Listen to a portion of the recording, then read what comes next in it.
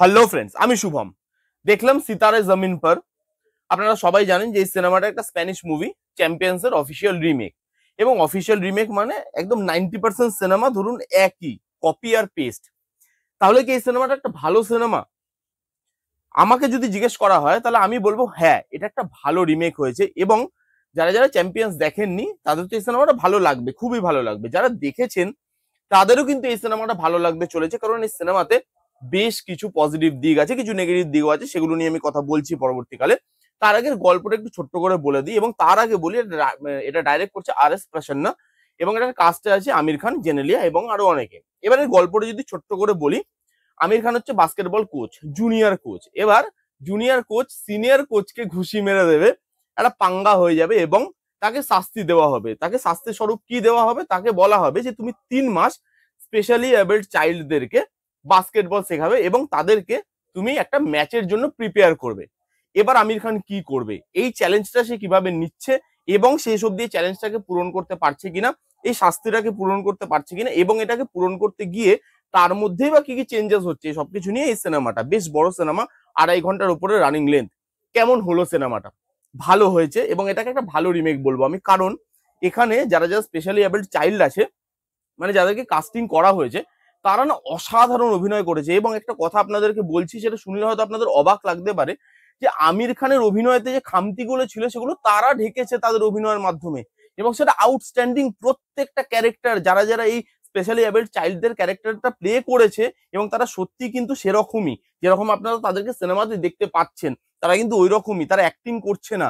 তো তাদের অ্যাক্টিং এর মধ্যে যে রিয়েলিস্টিক ব্যাপারটা আছে সেটা কিন্তু খুব ভালোভাবে উঠে আসে, এবং সেই জিনিসটা দেখতে ভালো লাগে। তারা প্রত্যেকে খুব ভালো পারফর্ম করেছে। এবং এই যে বললাম আমির খানের খামতিগুলোকে ঢাকছে, সেটা হচ্ছে কমেডি। কমেডিতে আমির খান জাস্ট ঝুলিয়েছে, সেটা আমি আসছি পরবর্তীকালে নেগেটিভ দিকে। এবং তারা যা কমেডি পুল অফ করেছে সেটা আউটস্ট্যান্ডিং, খুব সুন্দর, এবং খুব সুন্দরভাবে কমেডিটা উঠে আসে। ইমোশন, এখানে ইমোশনও ভালোভাবে কানেক্ট হয়। এবার আপনি বলবেন যে আমাকে কি তারে জামিন পরের মতো ইমোশন, মানে ইমোশনাল করতে পারবে এই সিনেমাটা? আমি বলবো না, অতটা আপনি আশা করবেন না, এবং তারে জামিন পরটাকে মাথায় রেখে সিনেমাটা দেখতে যাবেন না, তাহলে কিন্তু আপনি হতাশ হবেন। এই সিনেমাটা আপনাকে ইমোশনাল করতে পারে, বেশ কিছু জায়গায় করতে পারে, কিন্তু সেটা তারে জামিন পরের লেভেলে গিয়ে নয়। কিন্তু আপনি কিন্তু ইমোশনাল হবেন, এবং ইমোশনাল কিছু মোমেন্টস আছে যেগুলো দেখতে বেশ ভালো লাগে। যেরকম বাচ্চারা যখন হেরে গিয়েও জিতে যাচ্ছে, একটা ইঁদুরের সিন আছে, ওই সিনটাকে যেভাবে শুট করা সেটা আউটস্ট্যান্ডিং। এরকম কিছু মোমেন্ট আছে যে জায়গাগুলো কিন্তু ইমোশনাল হতে হয়। এবং এর লুক অ্যান্ড ফিল বলি, বিজিএম বলি, সেই জিনিসগুলো মোটামুটি ভালো, ঠিকঠাক। আর একটু বেটার হলে ভালো হতো, তবুও ঠিকঠাক। একটা বড় স্ক্রিনে যখন আপনি দেখবেন, ওই একটা প্রিমিয়ামনেস কিন্তু আপনাকে, মানে সার্টেন একটা প্রিমিয়ামনেস কিন্তু প্রোভাইড করতে পারে। সেই জিনিসটা কিন্তু দেখতে ভালো লাগবে। এবং এটা যে মেসেজটা ডেলিভার করছে, যে যারা এরকম স্পেশালি এবেল্ড চাইল্ড আছে, যাদেরকে আমরা সাধারণত পাগল বলে সম্বোধন করে থাকি, যে তারা আমাদের থেকে আলাদা বা আমাদের মতো নর্মাল তারা নয়, তার মানে তারা পাগল।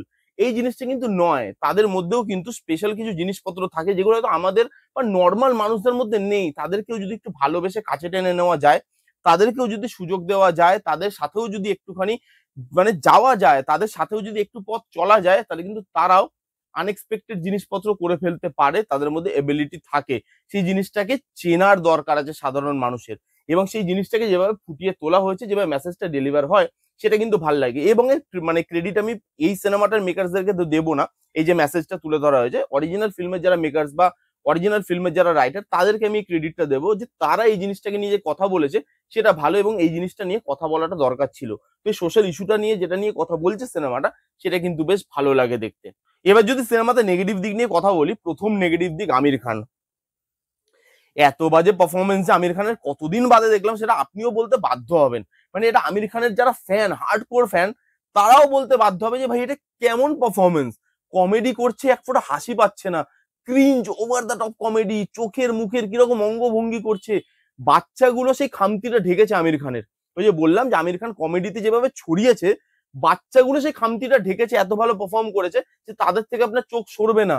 একটা ভালো পারফরমেন্সের আশা ছিল আমার, বাট পারফরমেন্সটা ভালো হয়নি। সবার থেকে খারাপ পারফর্ম করেছে আমির খান। শুনতে খারাপ লাগছে, আমি জানি অনেকের খারাপ লাগবে, কিন্তু কিছু করার নেই। আমার যেটা মনে হয়েছে আমি সেটাই আপনাদেরকে বললাম, সত্যি কথাটাই আপনাদেরকে বললাম। বাকিদের পারফরমেন্স এরকম আহামরি নয় যেটা নিয়ে আলাদা করে কথা বলা যায়। সবারই পারফরমেন্স মোটামুটি অ্যাভারেজ, কারোর পারফরমেন্সে আমার আহামরি লাগেনি। হ্যাঁ, সব থেকে খারাপ পারফরমেন্স লেগেছে আমির খানের। এবং এই পারফরমেন্সটা, এই সিনেমাতে একটা ডায়লগ আছে, যে ডায়লগটা দিয়ে ভালোভাবে পারফরমেন্সটাকে বোঝানো হয়েছে। আমির খান একটা জায়গায় বলছে বাচ্চাগুলোর সম্বন্ধে যে আমি বাচ্চাগুলোকে শেখাচ্ছি না, বাচ্চাগুলো আমায় শেখাচ্ছে, এবং এই ডায়লগটা অ্যাক্টিং এর সাথে মিলে যায় যে হ্যাঁ বস, বাচ্চাগুলোই তোমাকে শিখিয়েছে, অ্যাটলিস্ট এই মুভিতে শিখিয়েছে যে কমেডিতে কিভাবে পারফর্ম করতে হয়, রিয়েলিস্টিক ওয়েতে কমেডি কিভাবে পারফর্ম করতে হয়, যেটা তুমি এই সিনেমাতে দেখাতে পারোনি অডিয়েন্সকে। এবার আসি, এখানে যে লাভ স্টোরিটা দেখানো হচ্ছে জেনেলি আর আমির খানের মধ্যে, লাভ স্টোরিটা জোর করে ঢোকানো এক প্রকার। আপনার দেখে মনে হবে কোনোভাবে ফ্লেশ আউট করানি লাভ স্টোরিটা, কোনো শেপ দিচ্ছে না লাভ স্টোরিটার মধ্যে, স্ট্যাবলিশটি করানো লাভ স্টোরিটা কেন আছে স্ক্রিন প্লেতে, জায়গা ছিল লাভ স্টোরিটা রাখার, সেটা কিন্তু ফোর্সফুলি নয়, কিন্তু দেখে লাগছে যে হ্যাঁ ভাই জোর করে ঢোকানো হয়েছে, দরকার ছিল না, মানে এত বাজে রাইটিং হয়েছে লাভ স্টোরিটা না আলাদা করে কোনো ইনপুট দিতে পারছে না স্ক্রিন প্লের মধ্যে, যেই জিনিসটা আপনার মনে হবে একটা টাইমের পর থাকলেও হতো, না থাকলেও হতো।